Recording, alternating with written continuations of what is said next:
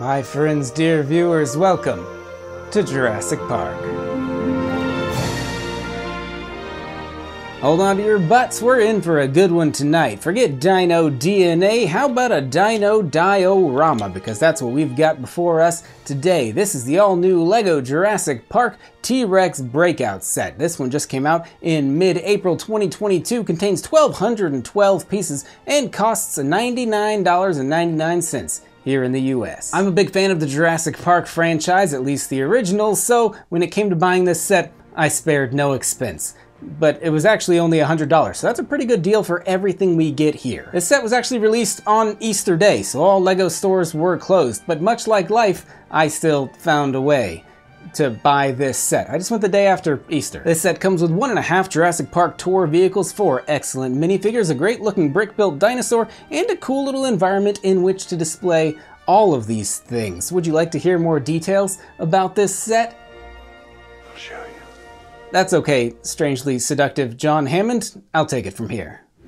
Let's take a look at these vehicles first. Like I said, 1.5 are included in this set. Let's take a look at this whole one first. LEGO has once again given us one of the most iconic movie vehicles of all time. It is, of course, the Jurassic Park tour vehicle. A lot of people would call this the Jurassic Park Jeep. That would be a mistake. It's actually a Ford Explorer. Common mistake to make since one of these vehicles is literally upside down and in the mud, which is how I think about Jeeps. The details on this little car are fantastic. The color scheme is great. Obviously, some of the details are achieved using stickers. No big deal in this case. This is basically a LEGO Speed Champions car. It's closer to a 6 stud wide than an 8 stud wide version, but that sunroof might look familiar because it's literally like a Speed Champions windscreen. So I'd count this as a Speed Champions car. I love the little details around this front exterior grille. You can open up the top of this car to reveal some interior details, little like GPS map on there, a couple of those little water cups that were iconic in the movie. You got that big old flashlight, a little set of night vision goggles I have rolling around in the back seat there.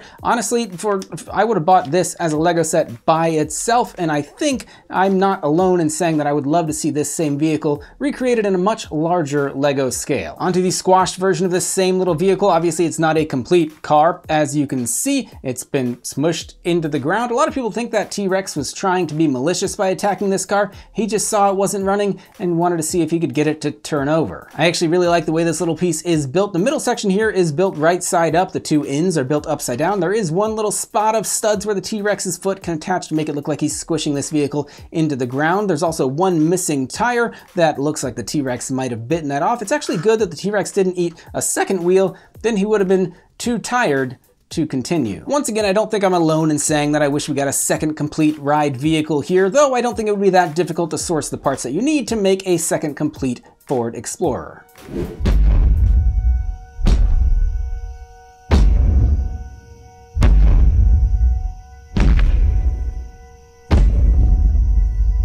Could you not? Oh, sorry. Did you know that dinosaurs are only possible thanks to the miracle of cloning? Unfortunately, yes, but I thought I told you to stay in the closet. Fine. Now you're starting to sound like my mother. You know what I love even more than classic movie vehicles depicted in LEGO form? Robert Muldoon. But he's not with us anymore, is he? Lost him the same way I lost a lot of my guy friends. He met a clever girl. Speaking of clever girls, let's talk about this brick-built dinosaur. This girl is as clever as she is beautiful, which is to say, not very. Like a lot of girls I know, she looks really good from certain angles, like this one, maybe this one. But if you look at like a top-down view, not the best angle. No one looks good from top-down. Her entire body here is like 2 studs wide with a little bit of snot on the outside. She does have some nice articulation in the tail, in the legs, and in the little arms with her big head. Her head sculpt, I think, is the best part of this entire build. Looks good from almost any angle. The eyes here are actually stickers. You can choose not to include those. Then she would be a blind dinosaur, and she would be called a Do You Think She Saw Us? Or her dog would be called a Do You Think She Saw Us? Rex. Overall, I think she gets the job done, and she knows her place within this set specifically. That is, it's not within her own footprints, ironically enough, but there are some spots where she can be attached on the vehicle and in the mud there so that she's not just like floating around randomly. So that basically everything in this set is well secured. I also love the fact that her tail kind of overhangs the back of this diorama a little bit. The set isn't confined within its own black borders. Overall, she's an excellent and necessary addition to to this set.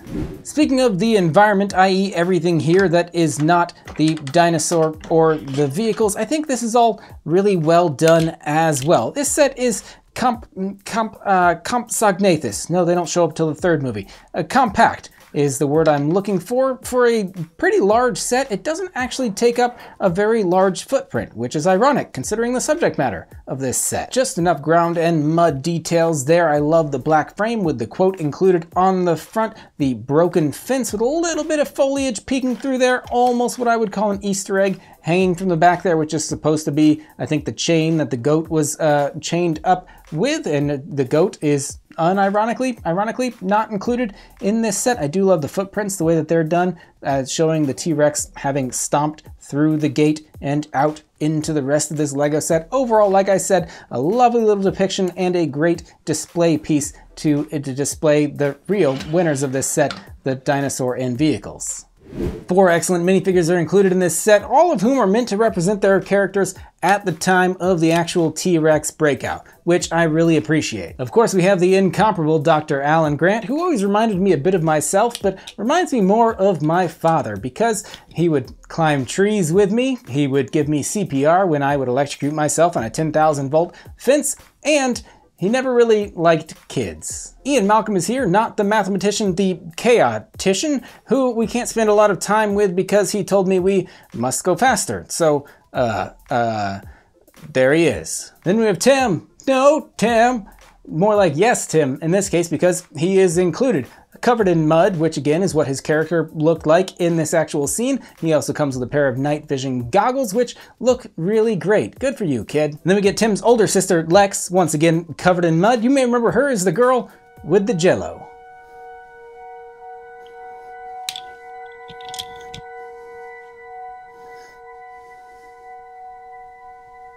Thought we did all the Michael J. Fox bits in the DeLorean review. Not cool, man. Not cool. Overall, though, I think this set is another winner. Even if you don't collect any of the other LEGO Jurassic Park sets, if you're a fan of the franchise, this is a must-buy, in my opinion, especially for only $100, which, compared to a lot of those other Jurassic Park sets, isn't actually a bad deal. Now, if you'll excuse me, I've got to run. Our gourmet chef Alejandro has provided a delightful meal, Chilean sea bass, I believe. If you enjoyed this video, be sure to like, subscribe, and tell your friends. I'll see you in part 2. And then part 3, and then we'll rebrand as Jurassic World, and then we'll bring in Chris Pratt, we'll make an Indominus Rex, there'll be a Mosasaurus. It's all going to be very exciting. Be sure to stick around. I just wish Muldoon could have seen all of this. And also that lawyer, didn't he get like eaten in a bathroom or something? He should have been included in this set.